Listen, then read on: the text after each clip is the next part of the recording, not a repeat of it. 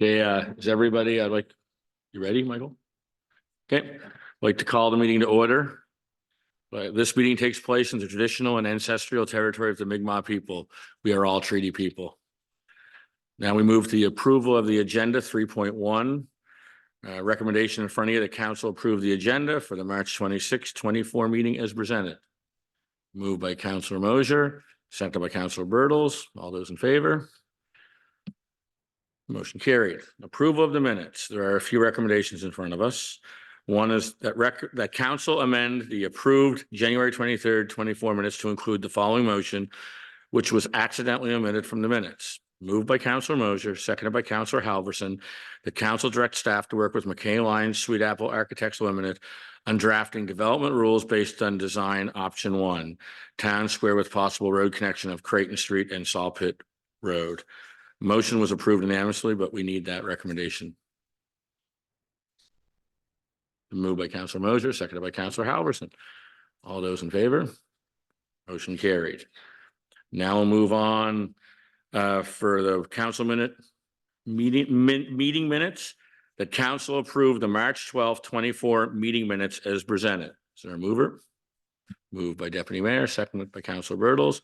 All those in favor? Motion carried. Now we move on to number 5, which is the public input and questions. So I'd just like to go over a few things to start. Number 1, each person is limited to 3 minutes, as we know. Each person must state their name. Questions or comments are directed through me. And then lastly, we've had a number of people basically write in, talk to us. We want to keep this portion for the time being with the budget coming up and some other issues to agenda-based items. Not tonight. This is your sort of your warning that after tonight, when you show up in a meeting, anything that's on the agenda is basically you can come up and speak on, but if it's not on the agenda, you can't speak on it at that meeting. So that's what we've decided to do moving forward for the short term, I'd say, and we'll see how that works, and we'll go from there. So that's what we've decided to do. So I'll just move on at this point. So there are 2 people that have asked to speak. I have to laugh. Anyways, one is Paula Rennie and then the other one's Allison, but under email or best contact, your response was they already know. So I just thought that was kind of funny. But Paula. Thank you, Mr. Mayor and councillors. I'm Paula Rennie and I represent Friends of Blockhouse Hill. As you know, I have asked questions at the last 2 meetings. Staff responded to me by email as instructed, and I don't know if council received those answers. The responses to the January 23rd questions were incomplete, so I asked again on February 27th. With one exception, the answers are again incomplete or not answered as asked. I'm going to restate staff's responses in plain language. Fact. Neither Parks nor UNESCO have commented on the 2017 legislative and 2021 zoning changes to Blockhouse Hill. Fact. Neither Parks nor UNESCO have been told that the draft HCT plan and bylaw removes section 5.1.1, which specifically protects Blockhouse Hill from development. Fact. Neither Parks nor UNESCO has waived the requirement for a UNESCO compliant impact assessment. Fact. Neither Parks nor UNESCO have commented on the plan to declare Blockhouse Hill land surplus or on the September 2023 declaration of 6 lots in the buffer zone as surplus. Fact. Neither Parks nor UNESCO have commented on the sale and subsequent development of 2 lots within the buffer zone, despite the fact that those developments impact adversely protected view plains. So as the facts stand, neither Parks nor UNESCO have commented on critical outstanding issues. Going ahead with development before these issues are resolved is putting our UNESCO designation at serious risk. As managers of our World Heritage Site, your job is to ask staff to seek and get input from Parks and UNESCO. Simply notifying them and not waiting for advice and input is negligent. As for staff's fictional claim that the buffer zone was created in 2017, have you, council, asked for hard evidence of that claim? Have you asked why it differs so radically from our own findings? It has been just over a year since Friends of Blockhouse Hill was created. We still have not had a meeting with council. We have asked you to take a step back and consult with us to no avail. And problematically, in June 2023, staff misinformed parks by assuring them that, quote, the BMLS proposal addresses the concerns raised by the Friends of Blockhouse Hill regarding the need for public consultation, end of quote. That is simply untrue, as the 700 plus Lunenburgers who signed our petition can tell you. All of you sitting facing us tonight hold an office that carries a duty of leadership and accountability, not to architects and not to developers, to us. Your job is to listen, be curious, ask questions, and talk to us. Instead, we have had to do, I beg your indulgence, 2 more paragraphs. We have had to do the heavy lifting, ask the questions, drill down to find information and get the facts, publish our findings, contact parks and UNESCO, take petitions door to door and talk to Lunenburgers at their front and back doors, on their porches, on the street, in the post office, grocery stores, and coffee shops. We have been doing your job for you, and we have devoted literally hundreds of hours to do so. Your clear unwillingness to debate issues and ask tough questions is putting this town's economic and cultural future at risk. I would suggest that before you vote on a motion to declare Blockhouse Hill land as surplus in future, yet another decision with far-reaching impact, you start asking staff some very pointed questions and demanding legible answers. And ask yourselves this question: will I be sitting at this table in 6 months? Should I be making decisions of this importance or leaving that to the next council? Thank you.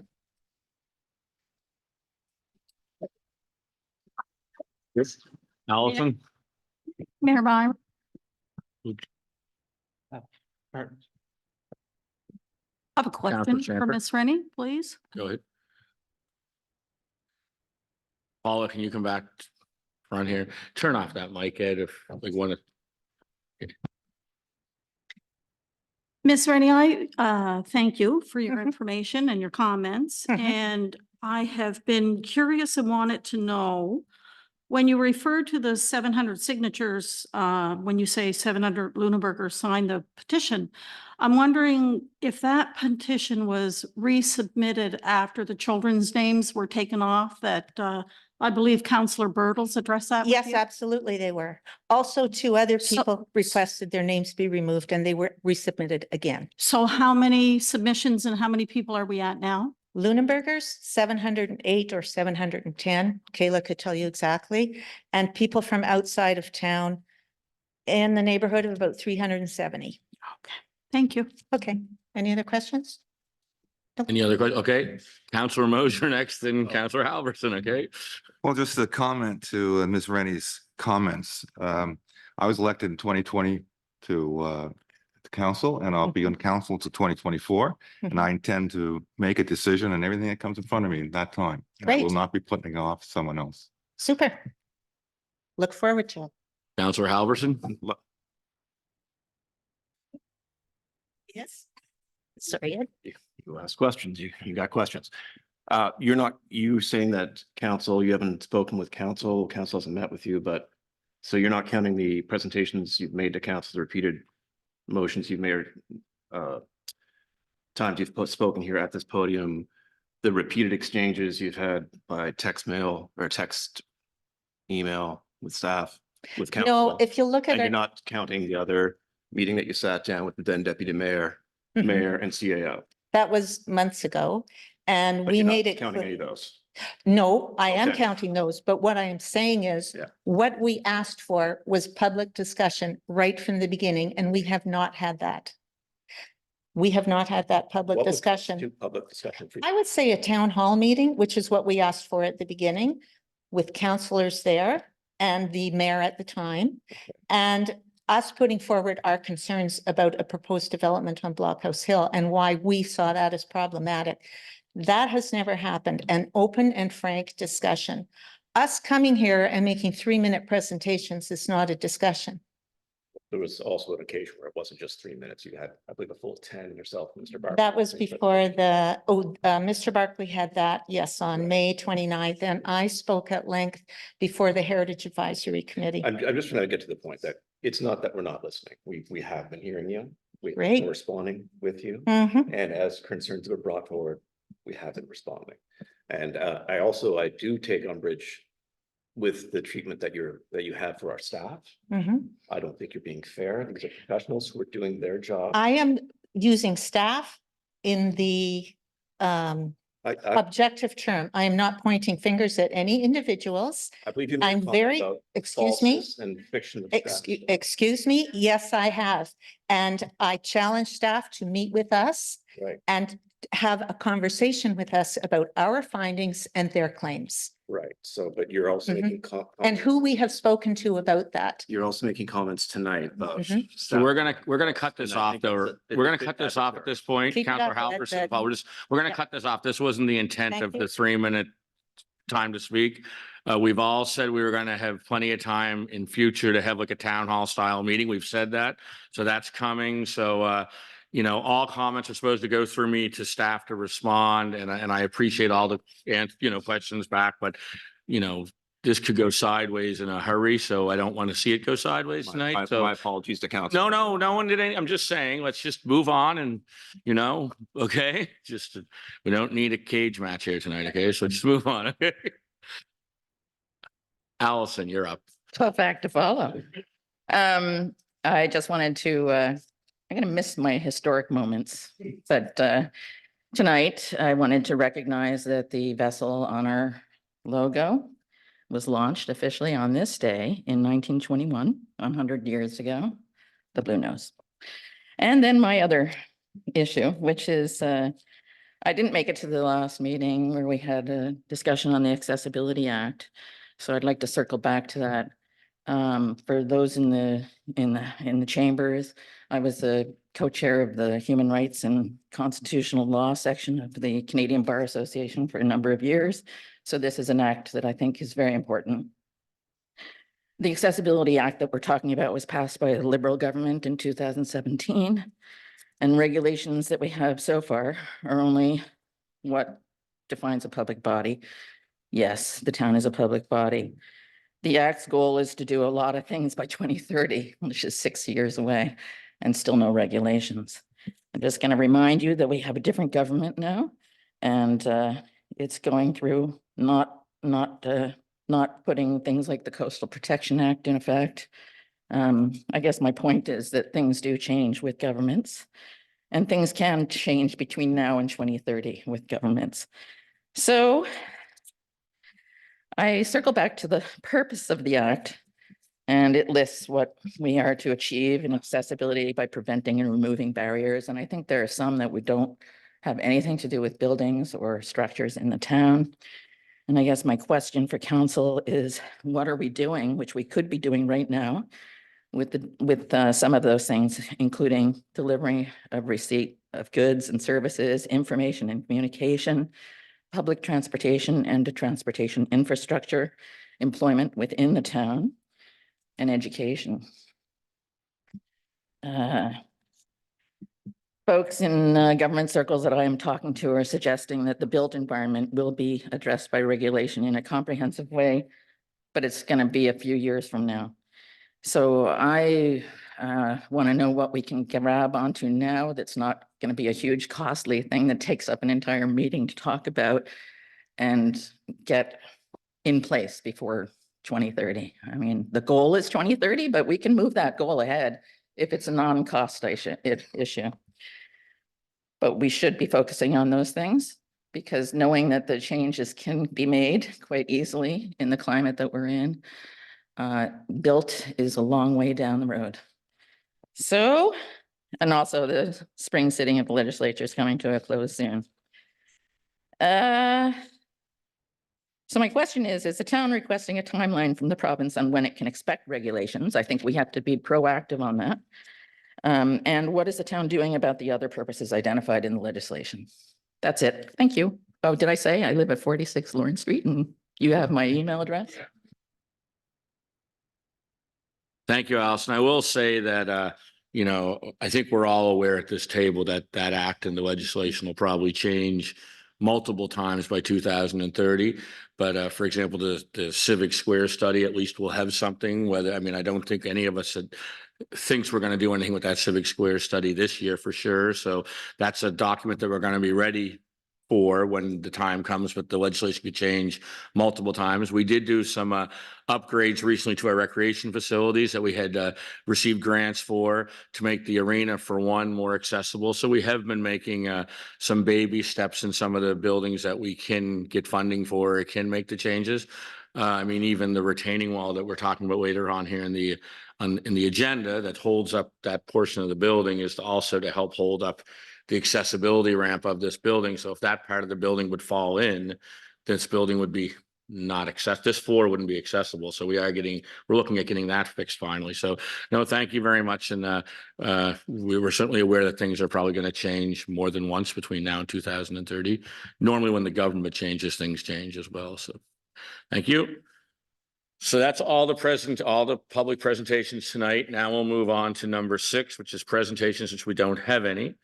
And then under correspondence, we have Michael and Jason Huskelson from ABCO that are here to talk about correspondence 7.1. And before they present anything, I'm going to remove myself from the chair and ask Deputy Mayor to take the chair, as I have a family member that works for Jason and Michael.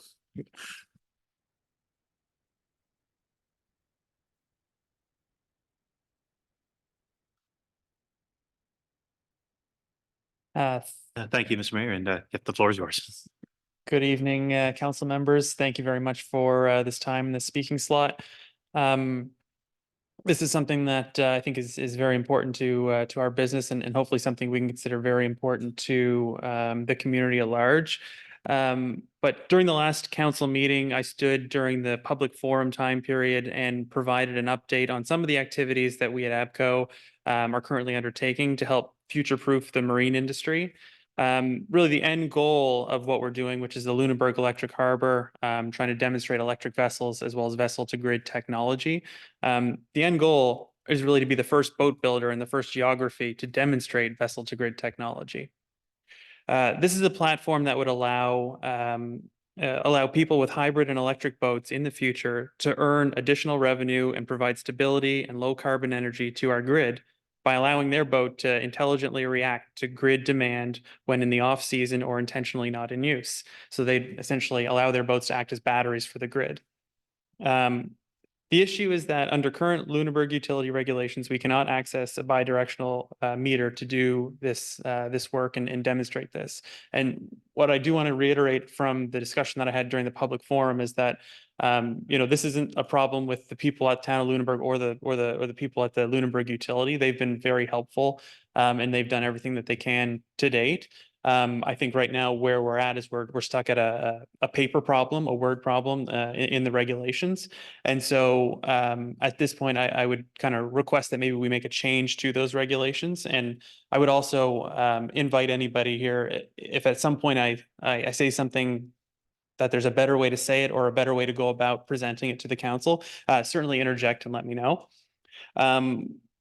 But, I guess what we would say is we would urge council to request that, we would request that council approve on behalf of the Lunenburg Electric Utility to make an application to the Nova Scotia Utility and Review Board to amend specifically Regulation 5.4.1, which is the self-generation offset. And this is a regulation that essentially allows people to access the grid in a bidirectional manner, charging and taking in power up from 0 to 100 kilowatts. And so what this would allow us to do is access a bidirectional meter and plug into the grid with our current technology that we've developed and have put into place. And really the update just needs to be that we add energy storage in addition to renewable low carbon generators to 5.14.1 and then in 5.14 I think 0.5B, we would want to also add energy storage as an option as defined by the Electricity Act.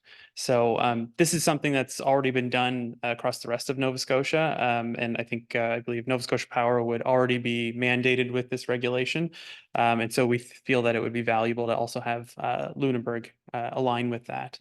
And, before I pause, the only thing I would say is that we would be happy to support making that happen. So if there was a headwind or a blocker to making that happen, we would be interested in finding a way to support that, whether that's through a voice or if we can support it in some way financially. I think we'd be open to that discussion. So I'll pause there if there's any questions or comments. Thank you very much. Are there any questions from council for Mr. Huskelson? Councilor Hopperson. This actually may not be for you, Michael, but maybe for staff. The regulation that you're speaking of, is this something that we can accommodate, first off, staff wise, engineering, do we have a facility to make that happen? And then secondly, what would be involved in for us to make this petition to the UARB? Through the chair to Councillor Halverson, thank you for the questions. It'll be two of us answering, myself as well as Lisa Dagley, who looks after the electric utility. I would say in generalities, we do not have the capacity to handle that. But as for the regulatory process to make that change, I'll have Lisa speak to a bit of that. She's been handling some of this while I was away last week, so she's most familiar with it. Thank you. As council is aware, the electric utility in for Luneburg is far different than the resources of Nova Scotia Power. So we're sort of a very small crew to handle these things. The process that would be involved would be a motion of council, then staff working with consultants to prepare an application to the board. My general sense would that probably take about a month. And then it sits with the board. Previous ones of similar nature have taken 2 to 3 months with the board. They are allowed to ask questions, and staff are given time to respond back and forth. That may engage various consultants to answer those questions as well. As far as the question about the kilowatt change, considering the request from last week versus our last council meeting to tonight, I couldn't speak about whether that would have a significant other delay. We've only discussed that previous amount.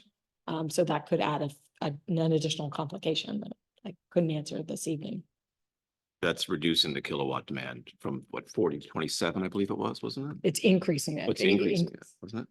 Up to 100? Yeah. So, Okay. and I understand what she's referencing. So originally we were looking at 0 to 27 kilowatts, and the issue why we have now said 0 to 100 is that it specifically references a nameplate capacity. And I feel that with our current system, our battery nameplate is 126 kilowatts or 63 apiece, and our charger nameplate is 60. And so I just didn't want to kind of get to that 0 to 27, even though we can set our charger down to 0 to 27.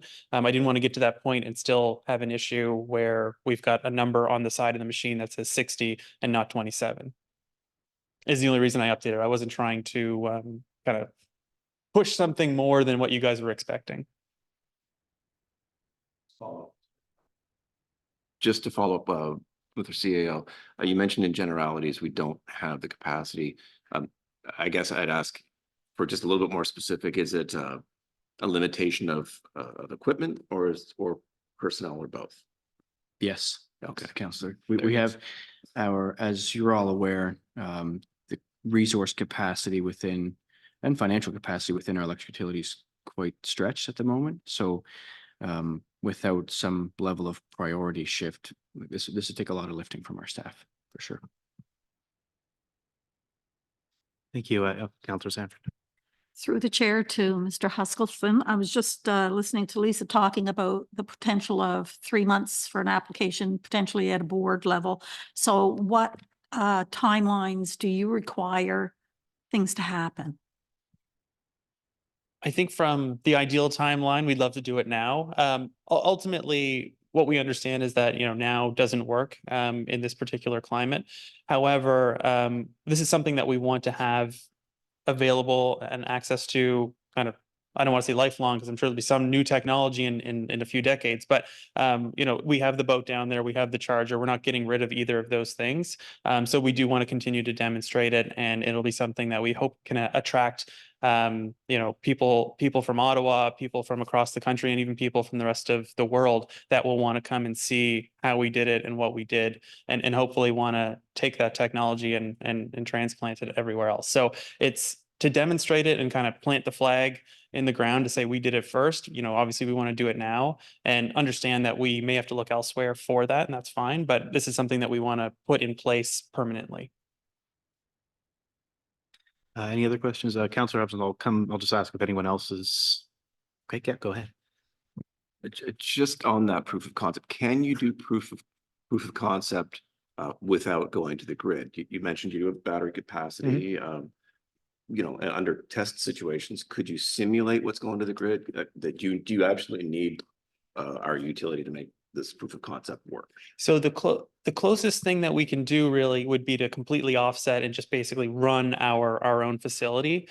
But to an extent, that's I guess it's kind of like going 99% of the way, and you know, people who come and see that this is what you've done, well, it doesn't seem quite far enough to have earned you that medal, because you haven't actually fully integrated with the grid and kind of proven the commercial value of it. So you know, as far as planting the flag, we will still find a location and do that, and we will still boast it from Lunenburg and talk about, you know, this is what we did here. But you know, it's kind of like a partial measure. It's a very close measure to do that, but it doesn't feel right standing up and saying we were the first to do that when we haven't gone the whole way. Thank you. Are there any other questions of council? Okay, was there anything else you wanted to add? The only thing I would add is just that, you know, while we're asking for it for our specific purposes, being able to do this with batteries also opens it up, you know, on the 0 to 27 specifically. It opens it up to, you know, Tesla drivers or you know, electric and hybrid drivers that are looking to plug their cars into their houses and want to go back and forth bidirectionally. So, or, you know, if you have like one of those Tesla wall mounts, I'm sure I'm driving Jamie and Lisa nuts by just kind of like, hey, let's throw more technology and new things at these guys when they're already stretched. But it does open up the opportunity to kind of continue to add those things to the grid within Lunenburg. So I think it's interesting. But I'm happy to pause there and say thank you guys for your time. Well, thank you. It's certainly a very fascinating and ambitious project, and I wish you well. We will we'll leave it at that right now, and council can decide if we wish to proceed with this either by notice of motion or on a future agenda. But yeah, thank you so much for your presentation. It was introduced earlier. I'm kind of shabbily dressed. I'm sorry, but so a future. So did this just die on the vine? I mean, is this you talk about a future motion? Unless I'm back here asking you to do it again, going to get the same answers. I mean, if it is, it is. We're not. You can only do so much. I get it. It's not dead by any means. It's right now you're under correspondence, so we're treating it as such. If council wishes, they may. There's a spot later on in the agenda where they may make a notice of motion for our next meeting, and if anyone on the table wishes to proceed with that. If not, then we can certainly direct it to staff to take the best measure forward. Sorry about jumping in. Thank you. For sure. Thank you.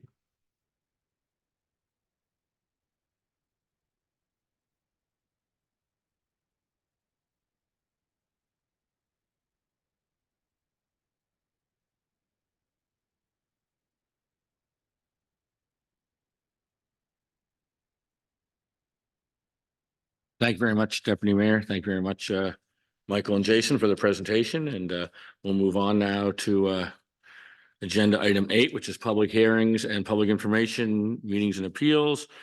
The rules of the public hearings and meetings they're laid out in front of you on the agenda. So we have one item, 8.1. It's alternative voting bylaw, public hearing, and second and final reading. So there's a recommendation there that council approve the second and final reading of the alternative voting bylaw as presented. So there is a recommendation. So did we want Kayla to talk about that, or do we just someone prepared to move the recommendation? I could do a brief run through of it again if you'd all like for your benefit. Recognizing you gave first reading to this bylaw on February 13th. And we've since advertised and put it on our website and in the newspaper. We haven't received any written submissions. However, for the public record, I'll briefly summarize what this new bylaw is here for. So this is an updated bylaw, the alternative voting bylaw, which allows for alternative voting such as telephone and internet voting. We already have a bylaw like this, so this is really an administrative overhaul of this.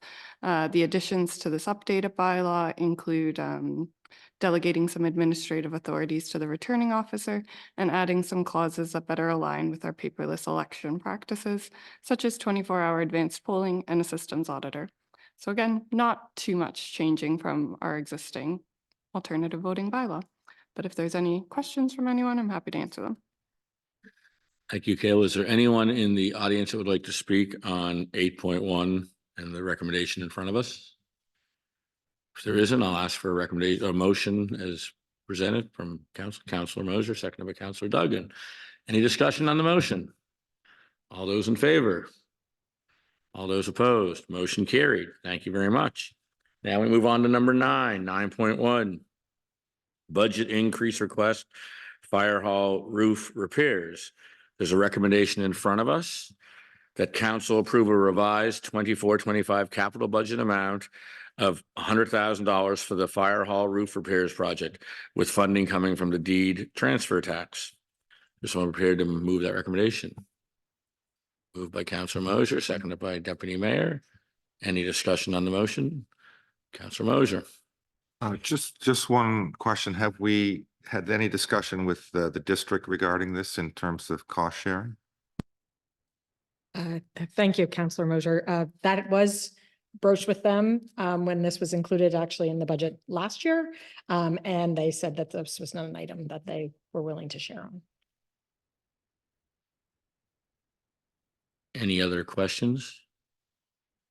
I'll have a quick one. Why is it not something that the district would share on? May I ask? I'm new to the game, but I will ask that question because I did sit on that committee many moons ago as a former captain of the fire department. So it's their trucks the same as ours in that building. So I'm just wondering why they won't share the cost. There wasn't really a lot of details provided, Mr. Chair.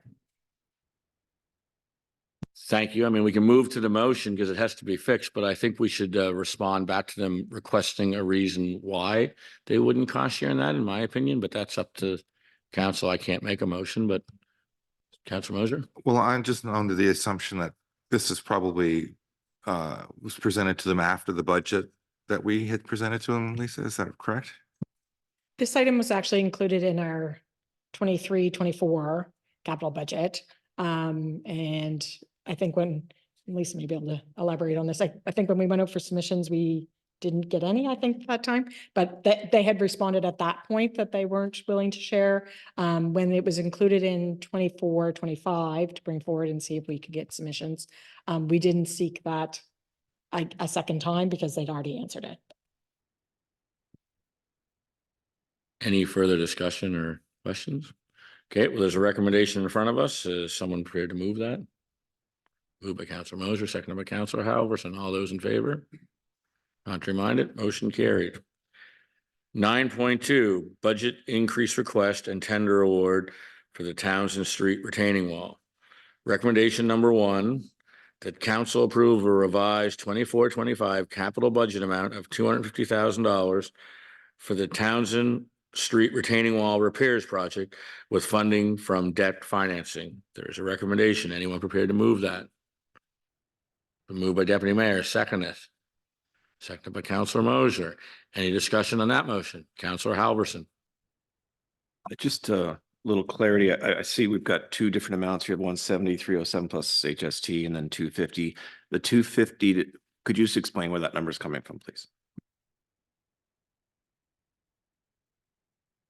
The 250 includes a contingency for the repairs as well. Lisa may be able to give more details on that, but the 170 that you're seeing there is the award of the tender to the actual contractor. There's consulting engineers and supervising at the site that brings the total budget to the 250.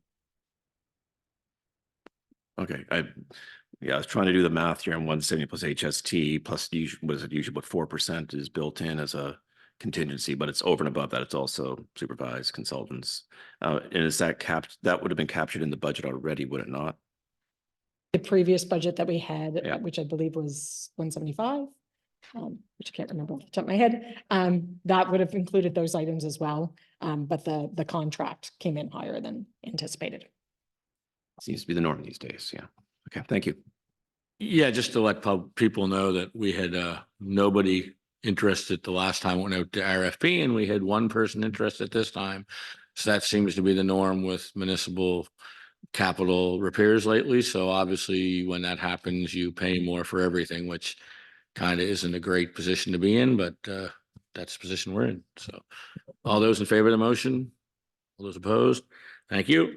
And then recommendation 2, that council award the Townsend Street retaining wall project to J Mason Contracting Limited for 17307 plus HSG. Is there someone willing to move by Councilor Halverson, seconded by Councilor Duggan? Any question or discussion on that motion? All those in favor? All those opposed? Motion carried. Now we'll move on to 10.1. There's a recommendation there in front of us. Before I read the recommendation, I think I'll get the CAO to explain a little bit more about that, and then we'll go from there. Thank you, Mr. Mayor and members of council. This evening, I'm requesting that council support the creation of a joint police advisory board comprising of the municipality of District of Chester, the municipality district of Lunenburg, the town of Mahone Bay, and the town of Luneburg, and authorize the mayors and wardens to write a joint letter to the Provincial Department of Justice requesting ministerial approval for a joint board. As you're all aware, certainly after the mass casualties report under the Police Act, all municipalities contracting with the RCMP must now have an advisory board. The composition of a joint board, which would include 2 members from each partner council, 2 residents from each partner unit, and 1 member appointed by the minister. Currently, the RCMP prepares a report for policing in Lunenburg County, which is then tailored for each of the 4 units and presented at their committees or their councils. The proposal would greatly reduce the amount of time spent by RCMP in tailoring the regular reports, so they're certainly in favor of this joint board approach, and reduce time spent by senior officers attending advisory board meetings and council without negatively impacting any governance. Collectively, the CAOs have met numerous times on this and believe that this initiative greatly reduces any overlapping efforts from each of the units, as well as it illustrates a great collaboration within the region. And with that, Mr. Mayor, I conclude my report. Thank you very much. Thank you very much, Jamie. So the recommendation in front of us is that council support the creation of a joint police advisory board comprising the municipality of the District of Chester, the municipality of the District of Luneburg, the town of Mahone Bay, and the town of Luneburg, and authorize the mayor's wardens to write a joint letter to the Provincial Department of Justice requesting ministerial approval for a joint board. So that is the recommendation that we will be moving. If someone's prepared to move that, moved by Councilor Halverson, seconded by Councilor Duggan. It was basically a tie. So any discussion on that recommendation? Hearing none. All those in favor? All those opposed? Motion carried. 10.2 is just an information report. I will let you know that there's going to be a notice going out very shortly about public operating budget sessions, like council meetings where we're going to be presenting the budget to the public, and you'll have an opportunity at that time to get up and speak on budget items if you'd so wish. So that's coming up, I think, towards the latter part of April. So watch social media and the local media, and it should be posted on there somewhere. So that is the plan. So 10.3, Provincial Volunteer Award Representative. There's a recommendation that council designate Denelda Richard as the 2024 Provincial Volunteer Award Representative for the town of Luneburg. Do I have a mover for that? Moved by Deputy Mayor, seconded by Councilor Sanford. Any discussion on that? All those in favor? All those opposed?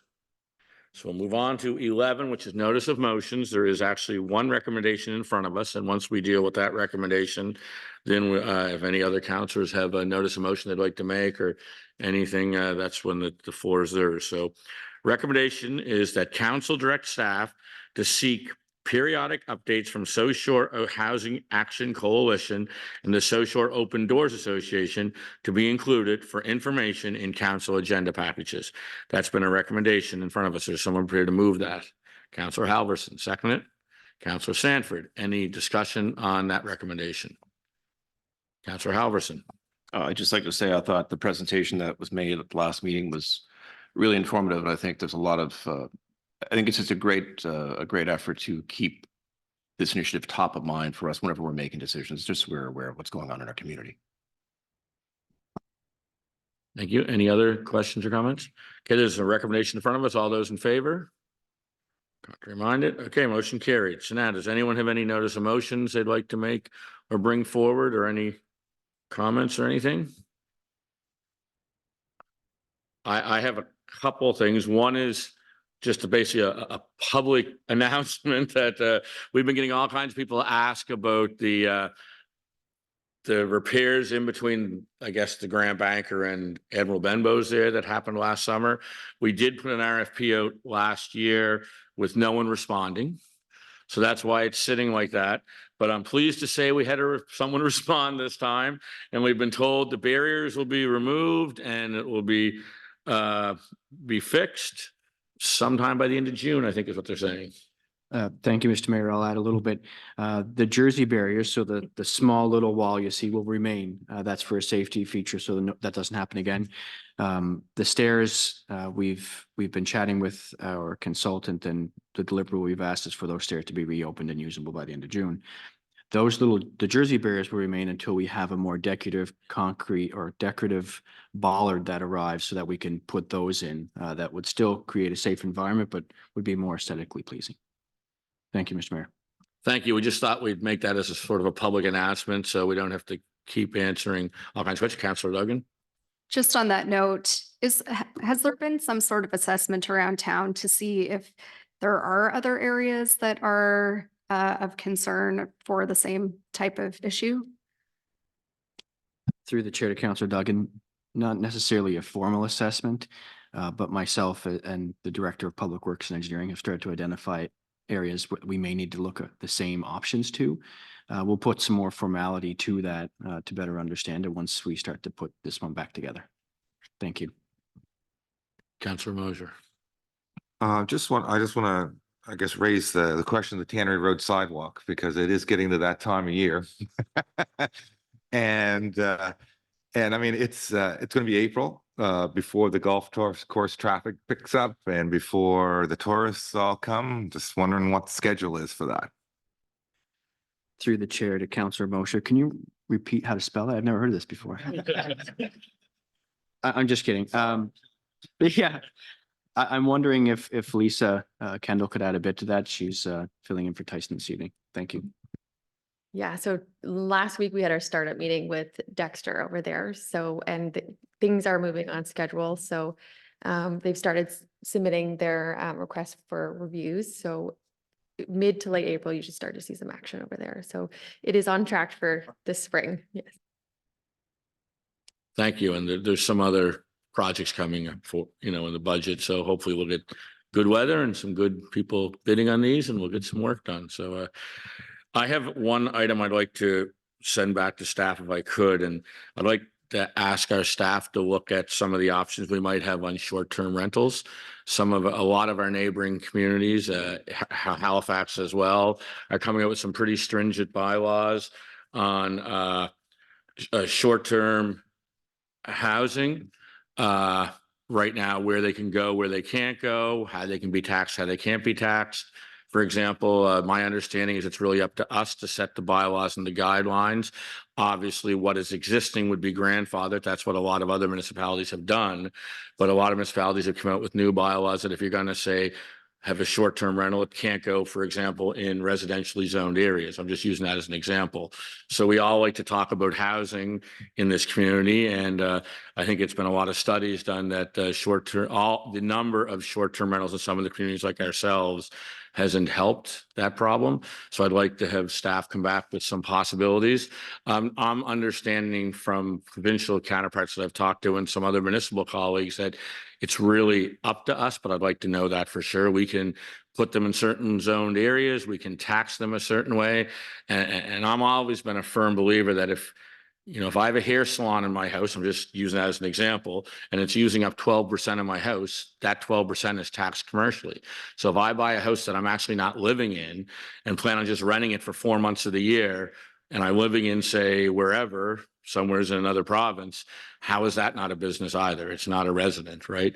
So I think that it's something we should look at. It might free up some of the housing issues we have. It might do nothing, but a lot of other communities are doing it for a reason. I don't think they're doing it just to get people upset. They must think it's going to solve something. So I'd like our staff to come back with something with some direction. So can we do that, Jamie? To the chair, we can certainly bring back a notice of motion for you guys to discuss and what that could look like. And at that time, we can debate what the parameters would be. I think Councillor Sanford has a question as well. Councillor Sanford?